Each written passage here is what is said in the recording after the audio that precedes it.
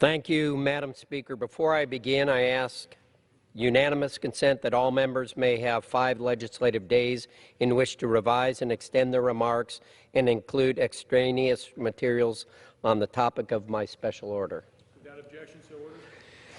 Thank you, Madam Speaker. We are here today to honor the 241 American heroes who made the ultimate sacrifice on this very day 36 years ago in Beirut, Lebanon. For my family and so many families, today is deeply emotional. When I enlisted in 1979 as a young man, I wanted to serve and be part of something bigger. That led me to the United States Marine Corps, and like every Marine, I took an oath to God, country, and to the Corps. Semper Fidelis is not just a slogan or a creed. It is a way of life that only those who have earned the Eagle, Globe, and Anchor can fully understand. Semper Fidelis is the part of the very fabric of every Marine, past and present. I served as a first lieutenant in the 3rd Battalion, 3rd Marines. In 1983, my battalion was ordered to Beirut, Lebanon, in support of the 1st Battalion, 8th Marine Regiment, and the 24th Marine Amphibious Unit. I vividly remember the evenings we sat on the roof of the Marine barracks with the American flag flying over our head. The barrage of small arms, gunfire, and mortar rounds made it very clear that we were in harm's way every day.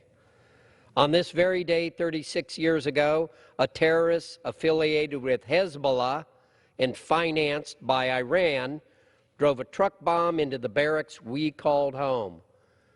241 American servicemen were killed, 220 of which were my fellow Marines. 241 sons, brothers, fathers, and friends never returned home. 241 came in peace, and 241 lives were stolen from us by an act of absolute pure evil. It was the deadliest day for the Marine Corps since the Battle of Iwo Jima. It is by the grace of God that I was able to come home to my wife, Denise, who was expecting our first child. My battalion had shipped out 10 days before the bombing. Madam Speaker, today is not about me.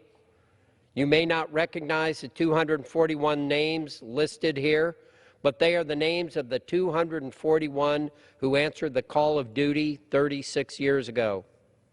Today is about those 241 soldiers, sailors, and Marines who laid down their lives to protect our freedoms. And today is about every veteran who has nobly worn the uniform of our armed forces.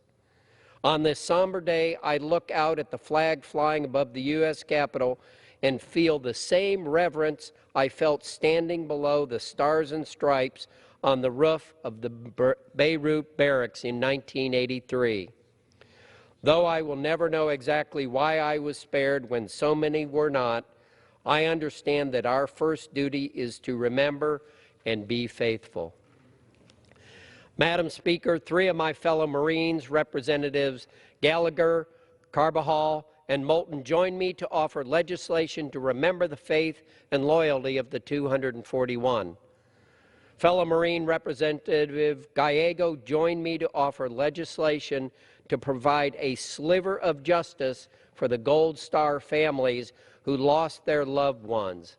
Our bill, the URA Act, passed both the House and Senate, and for that I am very grateful. But, Madam Speaker, there is still work to be done here.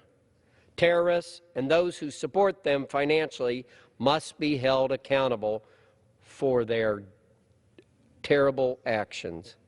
I thank my colleagues for participating in this special order to remember the sacrifice of those who answered the call of duty to defend our freedom in conflicts across the globe.